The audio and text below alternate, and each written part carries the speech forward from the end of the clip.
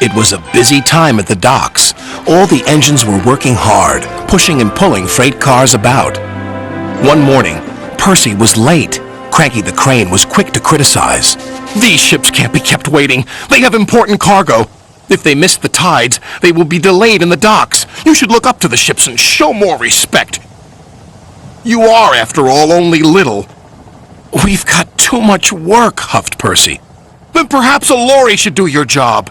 Percy was shocked.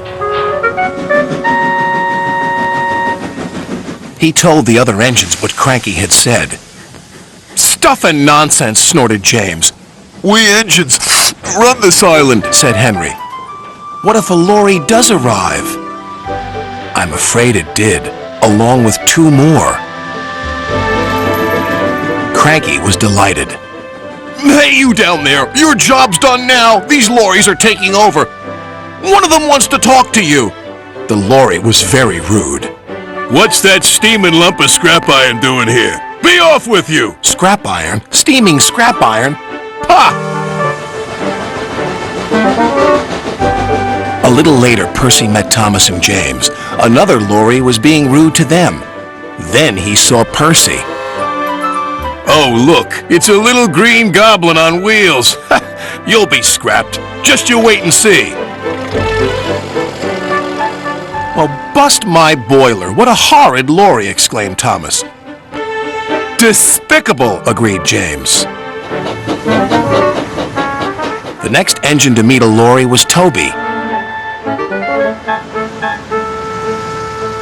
Well, well, well. No wonder this railway's a mess. You belong in a museum, not working in a quarry. "I might look old, but I'm very useful." "Useful? Pah!" replied the lorry. "Just you tootle off." "Tootle?" spluttered Toby. "Come along, Toby," interrupted his driver. "Don't bother to argue with him. We'll go to the flour mill instead." But when they arrived at the flour mill, Toby was shocked to see yet another lorry. "What are you doing here?" "We 3 are doing your work now. You're too slow." The foreman spoke to Toby's driver. "I'm sorry. Times are a-changin', I'm afraid." "Toby might be old," replied his driver, "but he's reliable." "Come on, Toby. We'll go to the farms. They'll still use us." Toby trundled sadly away. His railway ran through a narrow gorge, but vehicles had to tackle a steep and dangerous road. When Toby arrived, he saw the lorry from the quarry again. It was loaded with rock. "That lorry's in trouble," thought Toby. And he was.